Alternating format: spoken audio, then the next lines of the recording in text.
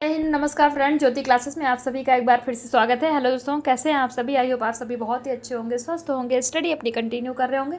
चलते हैं हमारी आज की इवनिंग की क्लास की तरफ। जैसा कि आप सभी जानते हैं, इस चैनल के माध्यम से हम कर रहे हैं होम साइंस की सीरीज़, जिसमें क्लास 6 to 12 की बुक को कवर कर रहे हैं। और अभी तक फ्रेंड्स हमने क्लास 6 to 10 तक की पढ़ाई कंप्लीट कर ली है। हम आगे क्लास 11th में। आई होप आपने हमारी सारी प्रीवियस क्लासेस देखी होगी। नहीं देखी तो प्लेलिस्ट में जाके वहाँ से आप क्लासेस देख सकते हैं, क्योंकि क्लासेस वाइज प्लेलिस्ट आपको कराई गई है। और हमने इस सीरीज को बहुत ही डिटेल में पढ़ा है। इतने डिटेल में पढ़ने का हमारा एक ही उद्देश्य है कि एक बार आप इस सीरीज़ को देखिए, समझिए, ताकि होम साइंस से रिलेटेड कोई भी डाउट आपके माइंड में ना रह जाए। चाहे आप किसी भी क्लास के लर्नर से, किसी कॉम्पिटिटिव एग्जाम की प्रिपरेशन कर रहे हैं, या फिर किसी भी फील्ड में होम साइंस से अपना करियर देख रहे हैं, सभी के लिए ये सीरीज़ काफ़ी हेल्पफुल होने वाली है। तो प्लीज़ चैनल पर फर्स्ट टाइम विजिट किया है तो चैनल को लाइक शेयर और सब्सक्राइब करें। साथ ही साथ अपनी राय भी हमें कमेंट के माध्यम से बताएं, क्योंकि आपका हर एक रिस्पॉन्स हमारे लिए बहुत ही महत्वपूर्ण होता है। इसी के साथ स्टार्ट करते हैं आज की क्लास। हम जैसा आपने आपको बताया, हम कर रहे हैं क्लास 11th, और क्लास 11th का जो टॉपिक हमारा अभी हम कवर कर रहे हैं वो है संचार माध्यम और संचार कौशल। ये हम टॉपिक कवर कर रहे हैं। तो इसी के अंतर्गत आज हम देखेंगे एक से अधिक इंद्रियों से काम लेने के आधार पर संचार का वर्गीकरण। इसके पहले हमने क्या क्या पढ़ा, एक बार आपका क्विक रिवीजन करा देते हैं, क्योंकि रिवीजन तो बहुत ही इंपॉर्टेंट होता है। आप सभी जानते हैं revision is the most important part of our study.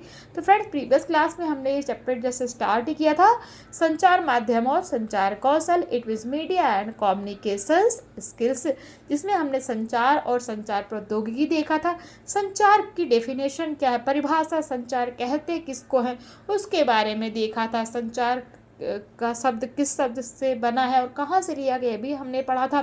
संचार के तत्व देखे थे, उनमें 3 तत्व देखे थे। कौन कौन? संदेश, प्रेषक और प्राप्तकर्ता, अर्थात मैसेज सेंडर और रिसीवर। ये क्या है? संचार प्रक्रिया के 3 मूल तत्व हैं। फिर हमने देखा था फ्रेंड्स संचार का वर्गीकरण देखा था, जिसमें हमने संचार का वर्गीकरण निम्न आधारों पर किया जा सकता है। पहला था पारस्परिक क्रिया के आधार पर वर्गीकरण देखा था। तो पारस्परिक क्रिया के आधार के वर्गीकरण में हमने 1 वे कम्युनिकेशन और 2 वे कम्युनिकेशन जाना था। दूसरा जो हमने वर्गीकरण किया था, संचार के स्तरों के आधार पर वर्गीकरण को हमने पढ़ा था, जिसमें हमने पहला पढ़ा था इंट्रापर्सनल कम्युनिकेशन, और दूसरा था हमारा इंटरपर्सनल कम्युनिकेशन। थर्ड हमने देखा था ग्रुप कम्युनिकेशन। फोर्थ में देखा था मास कम्युनिकेशन। फिफ्थ कवर किया था इंटर ऑर्गेनाइजेशनल।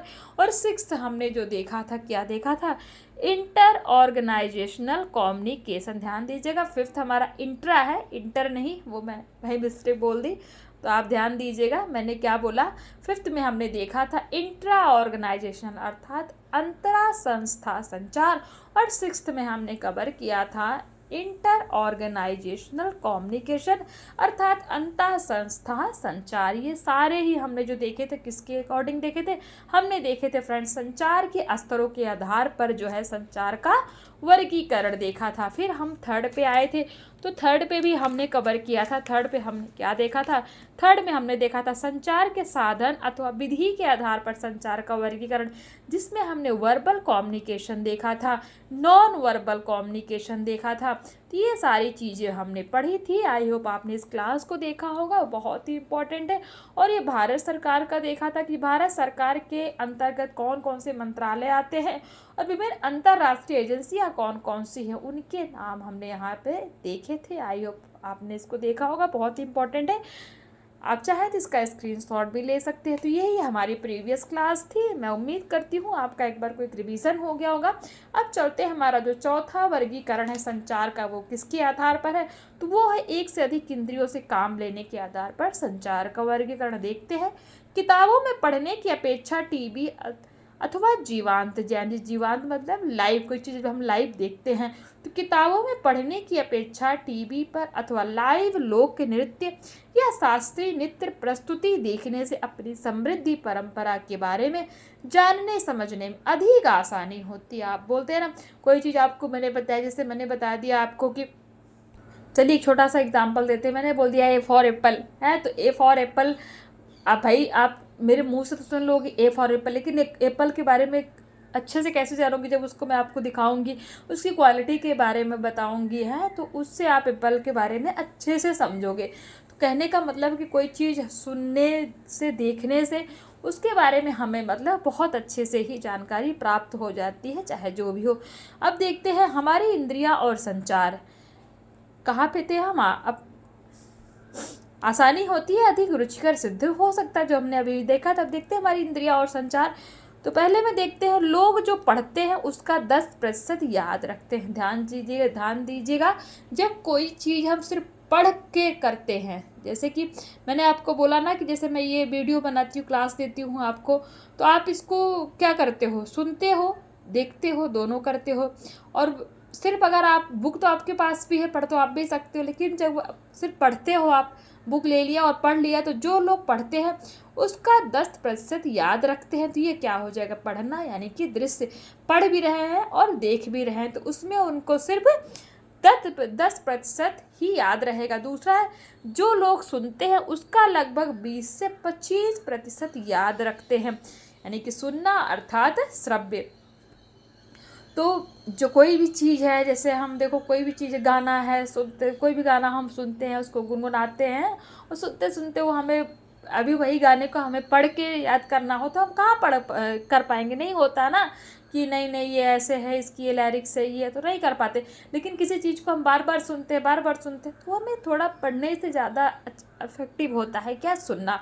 तो ये बता रहे हैं कि लोग जो सुनते हैं उसका लगभग 10 से 25% उनको याद रह जाता है। तीसरा है लोग जो देखते हैं उसका लगभग 30 से 35% भी उनके दिमाग में रहता है। ध्यान दीजिएगा, सिर्फ पढ़ने से सिर्फ 10% चीज़ें हमारे माइंड में रह जाती हैं, लेकिन जब हम सुनते हैं तो 20 से 25% चीज़ें हमें याद रहती हैं। और जब हम कोई चीज़ देखते हैं तो वो हमें क्या, 30 से 35 यानी कि 30 to 35% चीज़ें हमारे दिमाग में फीड रहती हैं।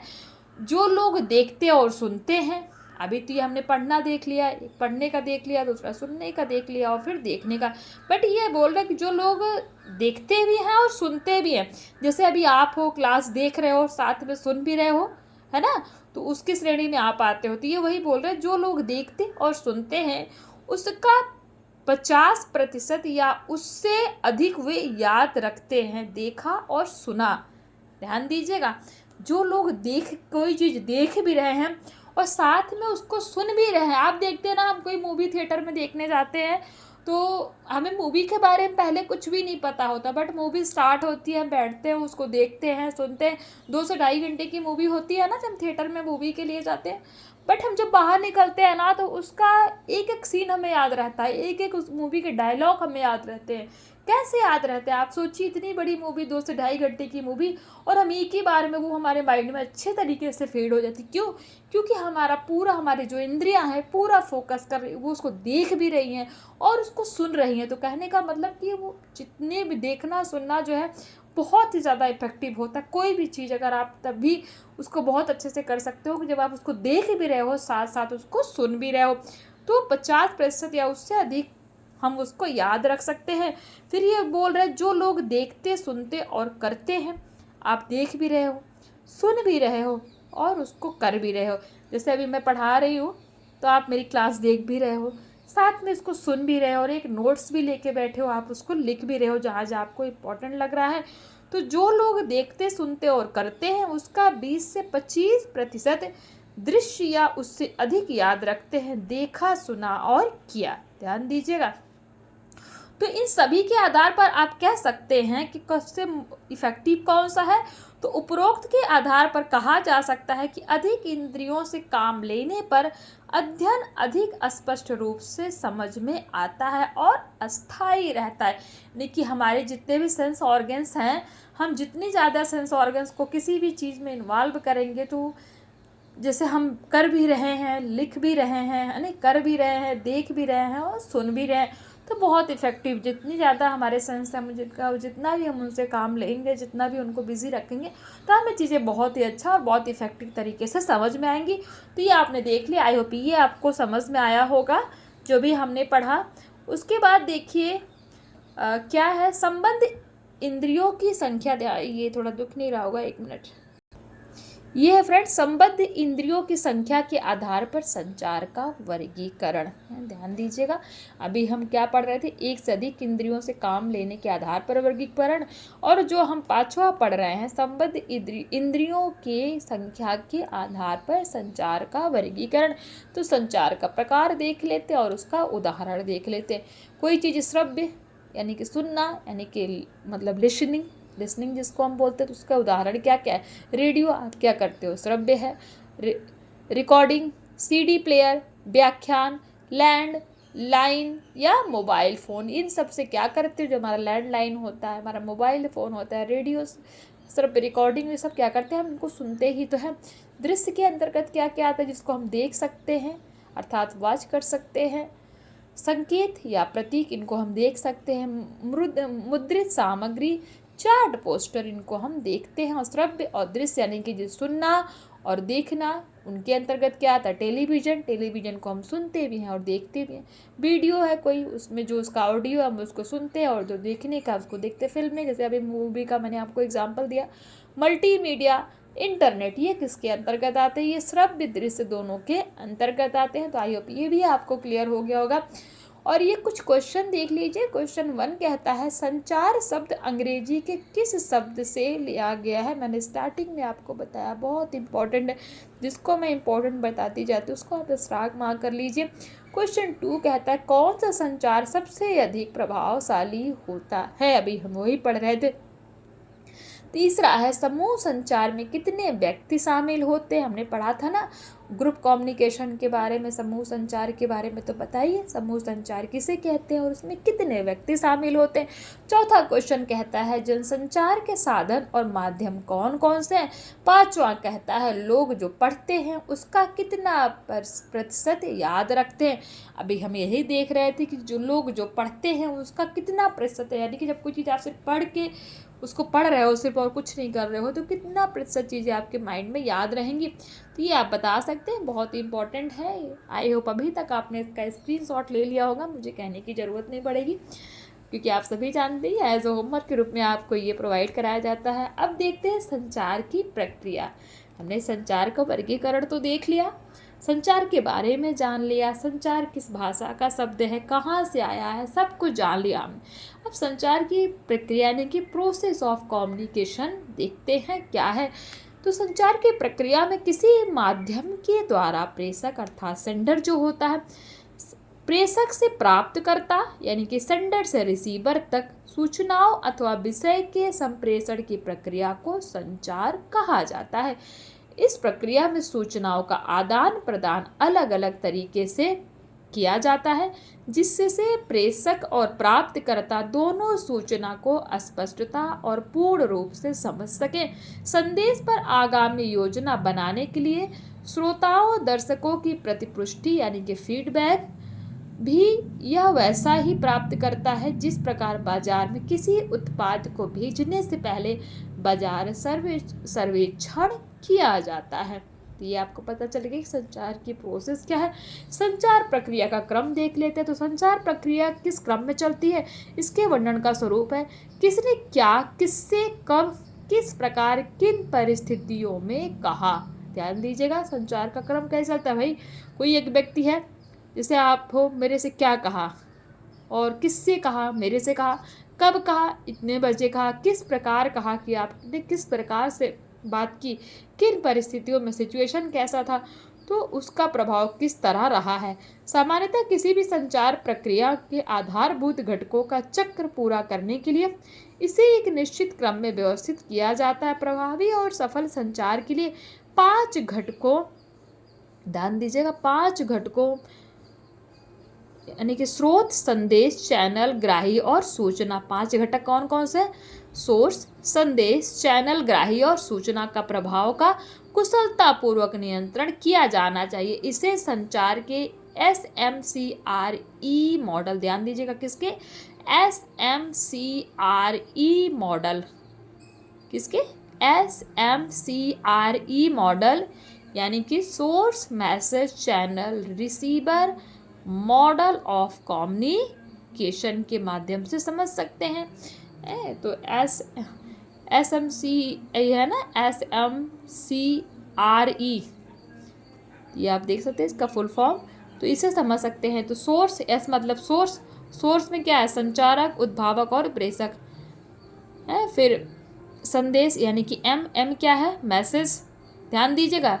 S मीन्स सोर्स, M इस मैसेज मतलब सूचना, विचार, विषय। C चैनल, साधन, माध्यम है। ग्राही प्राप्त करता है, रिसीवर दर्शक और श्रोता जो चीज़ों को प्राप्त करता है। तो आप इसके माध्यम से आपको समझ में आ गया होगा। संचार का प्रभाव, इफेक्ट ऑफ कम्युनिकेशन, समझ में आ रहा है ना आपको, क्या संचार का प्रभाव, इफेक्ट ऑफ कम्युनिकेशन।